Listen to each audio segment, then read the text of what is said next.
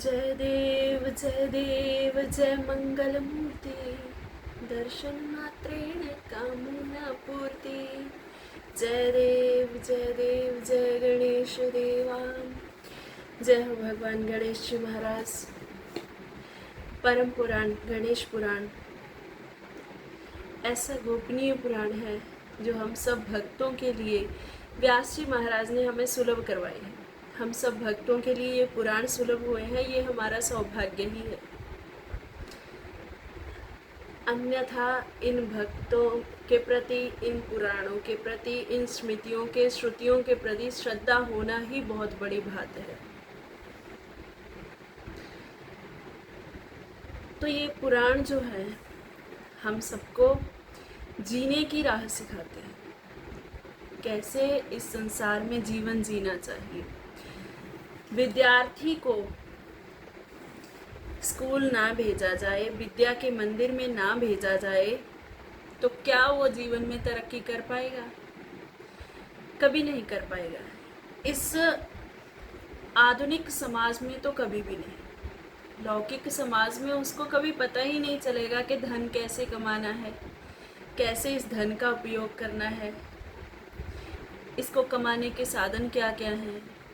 अब कंप्यूटराइज्ड ज़माना है तो लैपटॉप चलाना, कंप्यूटर चलाना ही नहीं आएगा उसको जो पढ़ा नहीं है, और जो पढ़ा होगा वो कुछ भी चला लेगा।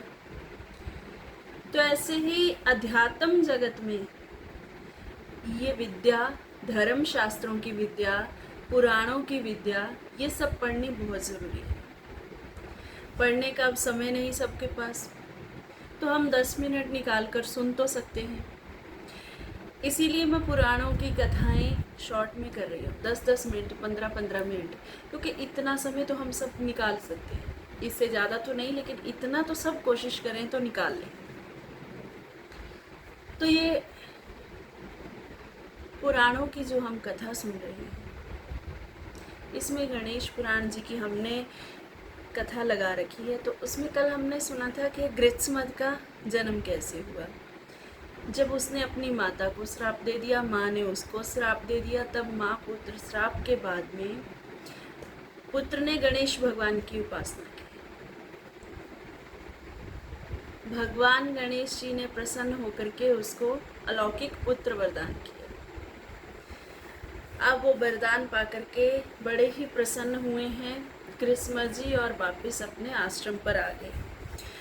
तो इस प्रकार गृत्समद मुनि विख्यात, लोक विख्यात हो गए। गणेश जी की पूजा करने से लोक विख्यात हो गए। इसके पहले तो कोई कोई जानता था, पर अब गणेश जी की पूजा की है, रिद्धि सिद्धि सब उनके पास आ गई हैं।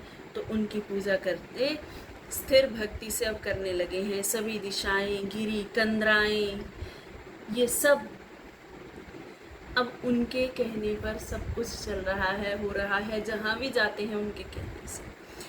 और एक दिन उनको ऐसा हुआ कि छींक आई, और छींकते ही एक प्रकाश दिव्य दिखाई दिया। और उस दिव्य प्रकाश की ओर जब देखा तो देखते हैं, क्या देखते हैं कि वहां पर तो एक बालक खड़ा है। उस बालक से पूछा, तुम कौन हो? तो उस बालक ने कहा कि आप तो भूत और भविष्य का ज्ञान रखते हो। गृत्समद जी, आप भूत भविष्य की बात जानते हो, क्योंकि गणेश जी ने आपको बुद्धि दी है। गणेश भगवान ही बुद्धि के दाता हैं, तो गणेश जी ने आपको बुद्धि दे रखी है। आप तो भूत और भविष्य की बात जानते हैं, तो अब आप ही बता सकते हैं इस बात को, तो निर्णय आप ही कीजिए। पर फिर भी अगर आप चाहते हो मेरे मुख से सुनना, तो मैं आपको कहता हूँ कि आप ही मेरे माता पिता हैं, आप ही मेरे जन्मदाता हैं, आप ही की छींक से मैं प्रकट हुआ हूँ। तो उस समय कुछ दिन तक तो गृत्समद जी ने उनका पालन किया है, उनका पालन पोषण करते रहे। और फिर वो जो बालक था, जन्म लेते ही त्रैलोक्य का अतिक्रमण करने में सक्षम था, क्योंकि उन्होंने गणेश जी से ऐसा ही वरदान तो मांगा था कि मुझे ऐसा पुत्र प्राप्त हो जो बहुत ही बलशाली हो, तीनों लोकों का अधिपति बने। तो मन में ऐसा विचार करके उसने गणेश जी का जो मंत्र उसने जाप किया था ग्रीष्मद ने, ओम गणानाम त्वा गणपतिगम हवामहे, यही वाला अपने पुत्र को दे दिया। अब उस मंत्र का जाप करने लगा है पुत्र, और गणेश जी की कृपा से उसको भी गणेश भगवान के दर्शन हुए हैं। विकराल रूप गणेश भगवान का, विशाल सूंड वाला, बड़े बड़े नेत्रों वाला, 5 मुख वाला, ऐसा जब रूप देखा तो कहा प्रभु आप सौम्य रूप धारण कीजिए। तो गणेश भगवान ने सदा सदा के लिए जो सौम्य रूप उनका है वो धारण किया, और उसको पूछा क्या चाहिए, वरदान मांगो। तब उन्होंने कहा कि ये सब लोकपाल दिग्पाल जितने भी राजा महाराजा हैं सब मेरे ही अधीन रहे, त्रिलोकी पर मेरा राज्य हो और मेरी आप में भक्ति बनी रहे। तो ऐसे उन्होंने वरदान मांगे, और महागणपति की कृपा से त्रिपुर नाम का वो राक्षस जो आगे त्रिपुरासुर कहलाया, वो त्रिपुर प्रकट हुआ है, उसका नाम त्रिपुर रखा गया। 3 पुरों को उसने बनवा लिया, अब उन 3 पुरों में निवास करने लगा। अपने मंत्रियों को अब उसने वज्रदंश आदि को भेज दिया ऊपर के लोकों में, और एक मंत्री को भेज दिया नीचे के लोकों में। तो सब लोकों में उसने विजय प्राप्त कर ली, और यहाँ तक कि ब्रह्मा के सत्य लोक में भी, विष्णु भगवान के वैकुंठ लोक में भी, और शिव भगवान के कैलाश पर्वत पर भी उसने विजय प्राप्त कर ली है। तो सब अब देवी देवता, भगवान विष्णु, ब्रह्मा जी, शिव भगवान, सब ने अब महागणपति जी की उपासना की कि प्रभु आप ही प्रकट होकर के कोई उपाय बताएं। अब वो तो इंद्र बन के बैठा है, हमें क्या देता है, कुछ भी नहीं, तो आप ही कोई उपाय करें। तो उस समय त्रिपुर के 2 पुत्र थे, चंड और प्रचंड। प्रचंड को तो सत्यलोक में बिठा दिया और चंड को वैकुंठ लोक में। तो इस प्रकार जब देवता ब्रह्मा विष्णु महेश तीनों सब आपस में मिलकर के चर्चा कर रहे थे, इधर उधर भटक रहे थे, तो नारद जी मिले। जिस मंत्र से नारद जी ने राजा रुक्मांगद को उपदेश किया था, वही एक अक्षरी मंत्र का अब देवताओं को उपदेश किया है। ओम गंग, इस मंत्र का जाप करो, और जब जाप करोगे तो गणपति भगवान आपके सारे संकट दूर करेंगे। तो अब सब ने प्रसन्न होकर के महागणपति जी की पूजा की, अर्चना की, जाप की। महागणपति ने प्रसन्न होकर के उनको दर्शन दिए। तो उन महागणपति जी के प्रसन्न होने पर देवताओं ने कहा कि प्रभु वो जो त्रिपुर है वो इस त्रिलोकी पर राज्य करने लगे, आप उसके वध का कोई उपाय सोचें। गणेश भगवान ने कहा स्वयं महादेव ही उसका वध कर सकते हैं, वो मुझसे पूर्व में ये वरदान प्राप्त कर चुका है। तो महादेव ही उसके साथ जब युद्ध करेंगे तो उसका नाश होगा। और उस समय जो स्तोत्र से देवताओं ने सबने मिलकर के स्तुति की थी, गणेश भगवान ने कहा ये आपका स्तोत्र आज से संकट नाशन नाम से जाना जाएगा। जो भी स्तोत्र से पाठ करेगा उसके जीवन के सारे संकट, सारे विघ्न नाश हो जाएंगे। और जब शिव भगवान इस स्तोत्र को पाठ करते हुए एक ही बाण से त्रिपुरासुर के 3 पुरों का भेदन करेंगे, तभी वो त्रिपुर मारा जाएगा।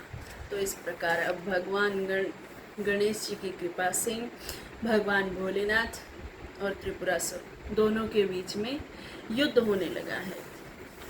उस युद्ध में महादेव जी त्रिशूल के साथ युद्ध करते रहे, लेकिन हर बार युद्ध में हार जाते, त्रिपुर का वध नहीं होता था। तब नारद जी ने आकर याद कराया कि आपने तब तो महागणपति जी की स्तुति की थी भोलेनाथ, जब आप पर संकट आया था।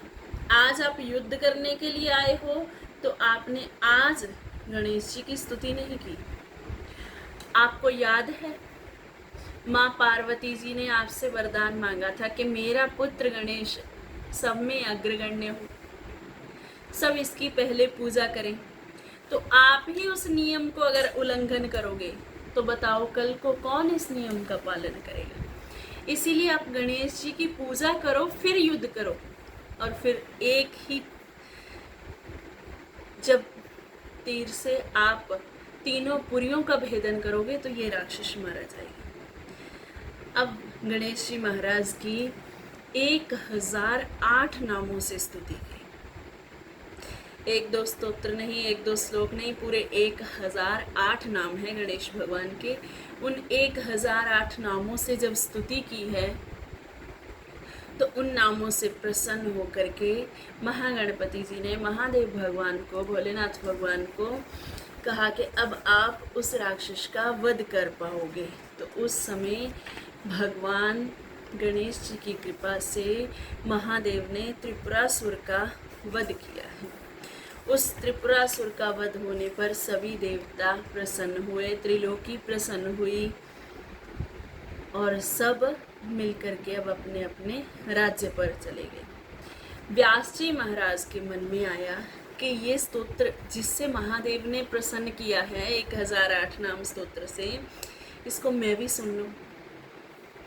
क्या पता कल को हमें भी कोई संकट आ जाए तो हमें भी सुन लेना चाहिए।